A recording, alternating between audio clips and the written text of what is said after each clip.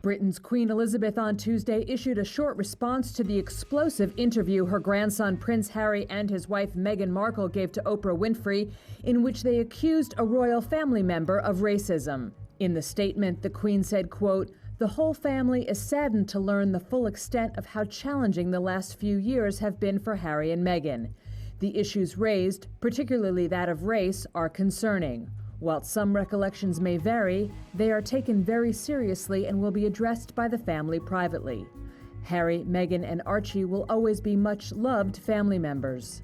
Sir, can I ask, what did you think of the interview?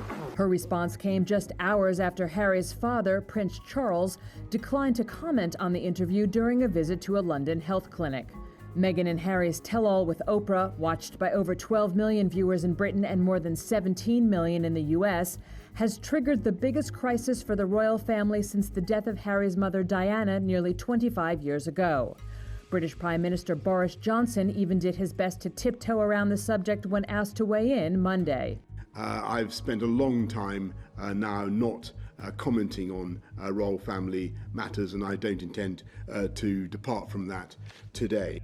The brouhaha also appears to have cost at least one prominent British anchor his job, as ITV morning show host Piers Morgan quit Tuesday after Britain's media regulator launched a probe into comments he made Monday, in which he cast doubt on Meghan's claim that she had suicidal thoughts while pregnant with Archie. Meghan, whose mother is black and father is white, said Archie, who turns 2 in May, had been denied the title of prince because there were concerns within the royal family about, quote, how dark his skin might be when he's born. She declined to say who had voiced such concerns, as did Harry. Winfrey later told CBS that Harry had said it was not the 94-year-old Queen nor her 99-year-old husband Philip, who has been in the hospital for 3 weeks while the crisis unfolds. Meanwhile, a new photo of Harry and Meghan embracing Archie, his face hidden from view, was released Monday. The couple are expecting a second child, a girl, this summer. The recommendations issued today are just a first step. New guidance from the U.S. Centers for Disease Control Monday for those who have been fully vaccinated against COVID-19, giving them some leeway to resume more normal activity even while the coronavirus is still widely circulating. CDC Director Dr. Rochelle Walensky said individuals fully inoculated against COVID-19 can meet in small groups with other vaccinated people in private settings such as homes without wearing masks. So what does this mean?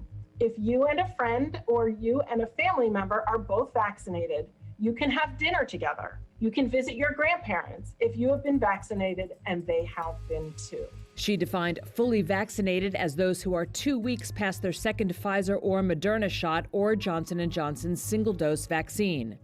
Walensky also said fully vaccinated people can visit a single household of unvaccinated people without wearing masks if those not vaccinated are considered low risk.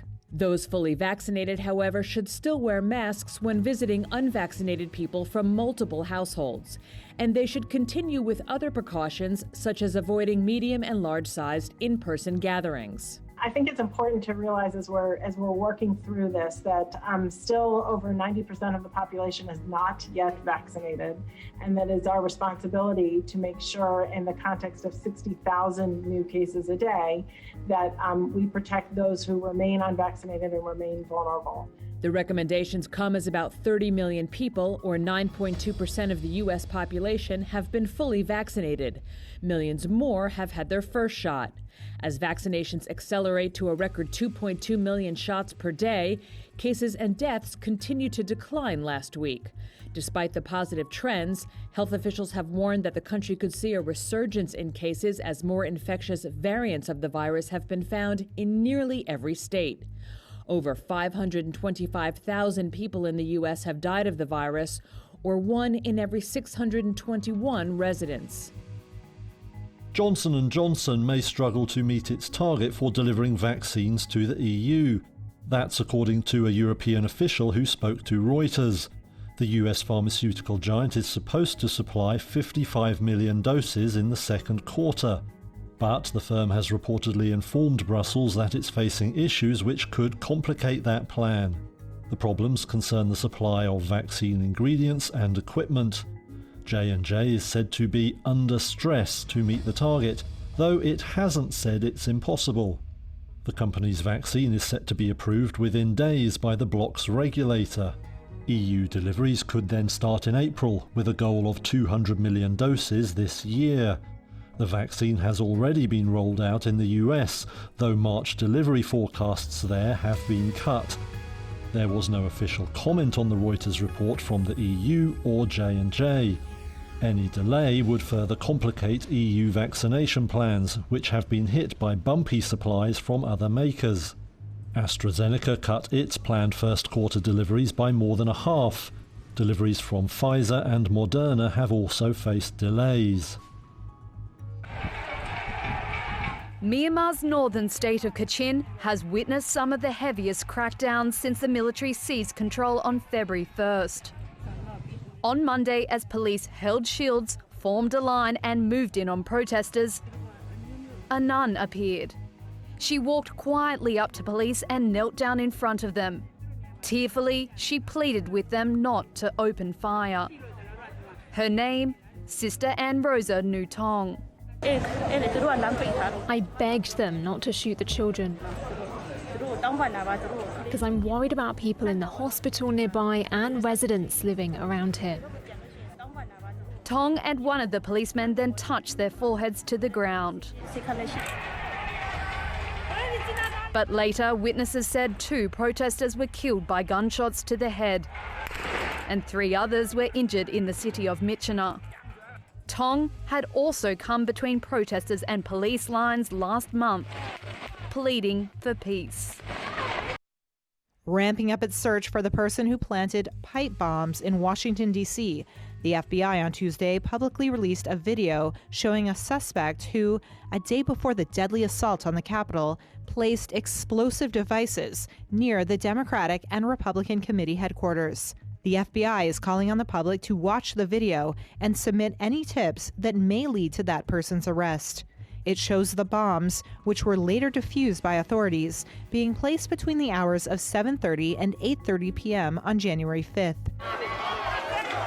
The next day, supporters of then-President Donald Trump stormed the Capitol in a failed attempt to block Congress from certifying Joe Biden's win.